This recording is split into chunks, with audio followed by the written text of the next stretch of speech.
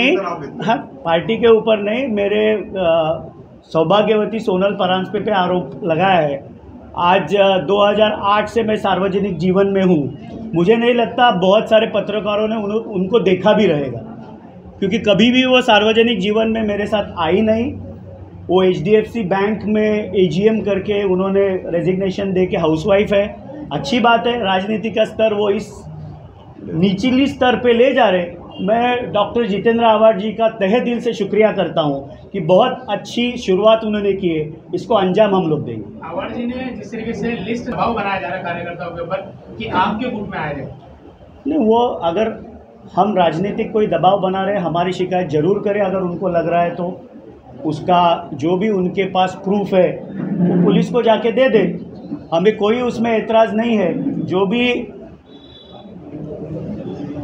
कायदे में बैठ के जो भी अगर पुलिस को लगता है तो पुलिस कार्रवाई करेगी। मुझे धक्का यही लगा कि मेरी पत्नी सोनल परांजपे, जो राजनीति में कभी आई भी नहीं है, उसका नाम जब उन्होंने लिया तो अच्छी बात है। मैं उनको तहे दिल से शुक्रिया ही देता हूं और उनके आभार भी व्यक्त करता हूं डॉक्टर जितेंद्र आवाड जी के। राष्ट्रवादी काँग्रेस पार्टी ठाणे शहर जिल्ह्याच्या या नवीन मध्यवर्ती कार्यालयामध्ये स्वागत करतो। उद्घाटनाच्या दिवशी जी संवाद साधतो। आपण या ठिकाणी 5वी ते पदवीधरपर्यंत सर्व विद्यार्थ्यांसाठी नोकरी महोत्सव आयोजित केलेला आहे। यामध्ये आपण ज्या प्रकारे रजिस्ट्रेशन झालेलं आहे त्या पद्धतीवरून आपण टोटल आतापर्यंत म्हणजे 50 कंपन्यांना आपण आतापर्यंत म्हणजे सहभाग होती।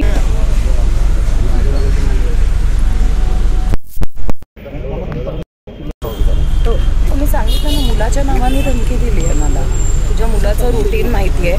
मग पहिले का नाही कंप्लेंट केली? म्हणलं साहेब मला बोलले काळजी करू नको म्हणून पहिले नाही दिली आहे। जे आहे तेच सांगितलेलं आहे मी मुलाचं। हां, मग सेम शाळेत आहेत ना मुलं, म्हणून बोला तुम्ही, मी काय लिहिलेलं आहे बरोबर। तू स्वतः बोल। सर, नौपाडा पोलीस ठाण्यात आलं, खोटे गुन्हे दाखल संदर्भात कशा प्रकारचे तुम्ही काय झालं? काल 2 तारखेला कुठला तरी एक फोन कोणातरी केला, त्याच्यावरनं 4 जणांवरती गुन्हे दाखल केले, 506 दोनांवर। ते घडलेलंच नाही, त्यांच्याकडे पुरावा नाही, असं असताना ते येऊन कुठे गुन्हे दाखल करतात। तर मग आमच्याकडे खरे गुन्हे दाखल झाले। आता ही माझी बहीण आहे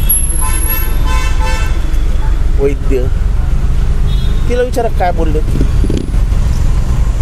काय कधी प्रकार झाला। 3 जुलैला आम्ही प्रदेश कार्यालयात असताना फोन आलेला आहे आणि त्याचे साक्षीदार विक्रम खामकर दादा पण आहेत, तेव्हा तिकडे होते।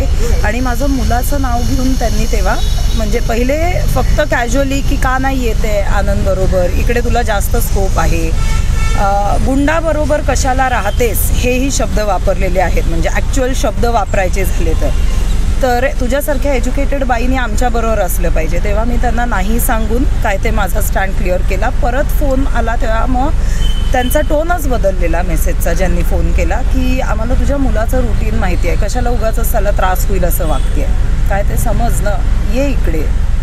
लक्षात न आलं की कुटुंबियांना त्रास द्यायला सुरुवात झाली।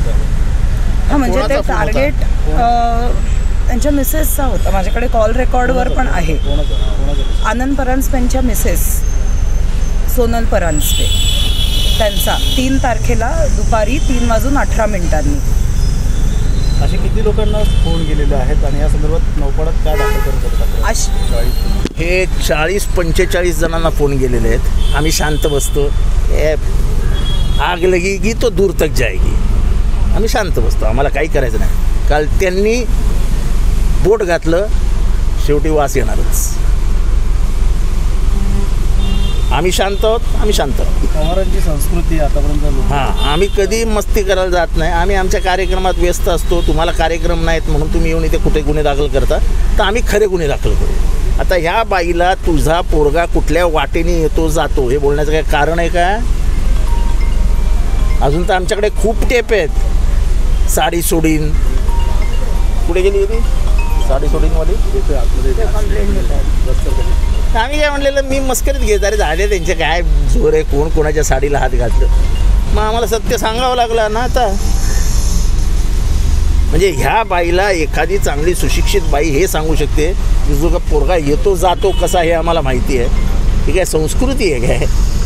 राजकारणात इतकं टोकाला जाऊ नका. अजून 1 महिनाच झाला आहे, अजून खूप काही घडामोडी व्हायच्या आहेत. सर आपने एफआईआर दाखिल की, क्या कहना चाहिए? मैंने नहीं एफआईआर दाखल. सर नवाब मलिकला जामीन मंजूर झालेला आहे. बरं झालं, बरं वाटलं ऐकून बरं वाटलं. अशा आता संजय राऊत असतील या नवाब मलिक असेल, आता ह्यांना जामीनतून बाहेर येतात. कसं बघता याकडे? एकीकडे आनंदाची बातमी आहे, आनंदाची बातमी आहे. बरं वाटलं. चला.